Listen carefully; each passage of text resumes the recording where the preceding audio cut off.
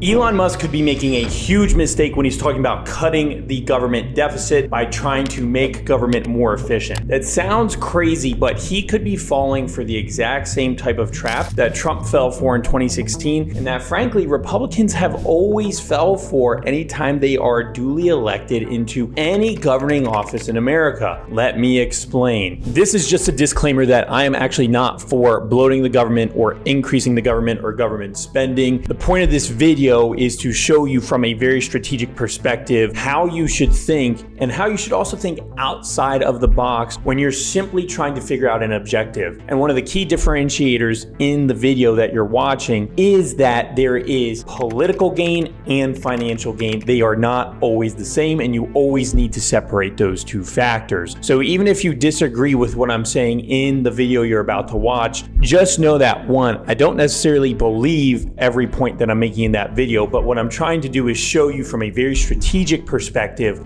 what you can do to leverage positions in government and how you need to approach things, not from a perspective that you might already have, even if you are successful. Democrats on the norm increase the size of government. Just look at the 85,000 new IRS agents that the Kamala administration is looking to hire, because they know that they have more power with more people, and these government employees more often than not are Democrats. Why do you think DC always votes so blue, as well as Northern Virginia? They are rewarding their friends and broadening their base and literally giving their supporters money through government jobs. It's a form of political warfare. Here's where it gets tricky. The idea is that our government is incredibly bloated, which it is, and that the answer is to simply then get rid of those jobs. But once a government employee is hired, it is incredibly tough to get rid of them. Let me walk you through some of the reasons why. So I'm going to give you 4 reasons why it's so hard for government employees to get fired. 1, civil service protections. 2, due process. 3, union contracts. 4, accountability and transparency.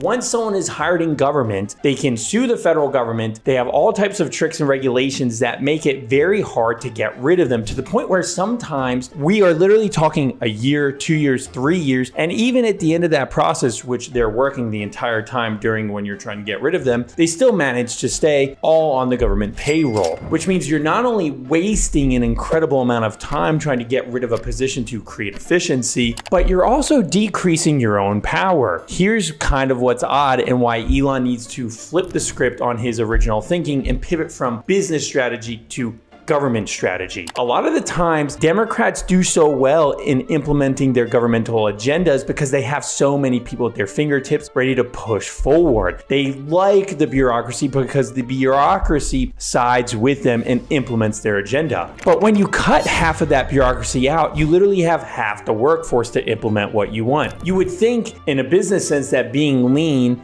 means you can do more. This is not the case in government because you still have processes you have to follow. Not only that, but you still have people missing from essential functions and pieces and structures of authority. It just isn't run like a business. So if you're a conservative, you're a Republican, you're right wing, a Trump Republican, whatever the term is you want to use, if you're Elon Musk and you want to make government as efficient as possible, what do? What's the strategy? The strategy is what is known as the Cloward-Piven strategy. Now, this isn't an exact example, but we're going to follow what Cloward and Piven talked about, where they essentially said, if you want to get rid of a system, you bloat it. Now, they were referring to things such as social welfare, where if you had so many people accepting government handouts that the system would be crushed. And so because at the end of the day, you want to get rid of that system, instead of saying, hey, we're going to cut it or argue for budget cuts, you just flood the market because the system will collapse on itself. The strategy is similar, but a little different. What Elon Musk needs to do in his government transparency office is hire as many people as possible to oversee and duplicate the work of the people who are currently in the government. Instead of going through and firing people who potentially might not ever leave, by the time they leave, President Trump might not be president anymore. He needs to build an entirely parallel system by hiring as many people as possible to fill as many positions as possible and to hopefully have the presidency grant his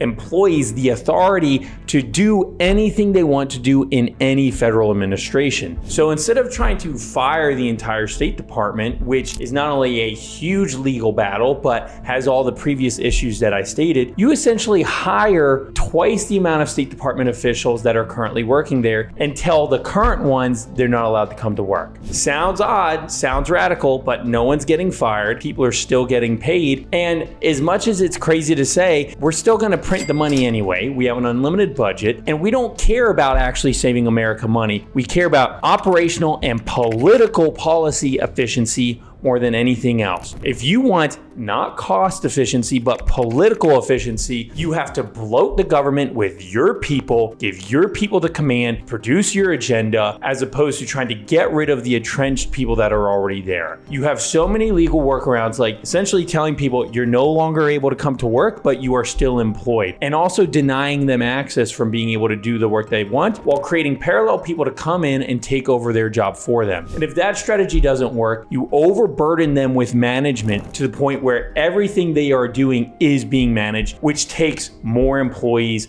more money. Elon Musk's goal, in my opinion, should not be to save America money. We're on the train that we are on, and there is no going back. But what Elon can do is create the most efficient political machine ever known to man. And when I say political machine, I mean being able to implement every single policy that Donald Trump wants, regardless of who is employed in the government. And the only way to do that is to ignore the common useless conservative phrase about government deficits and budgets and simply hire as many people as possible to implement his agenda.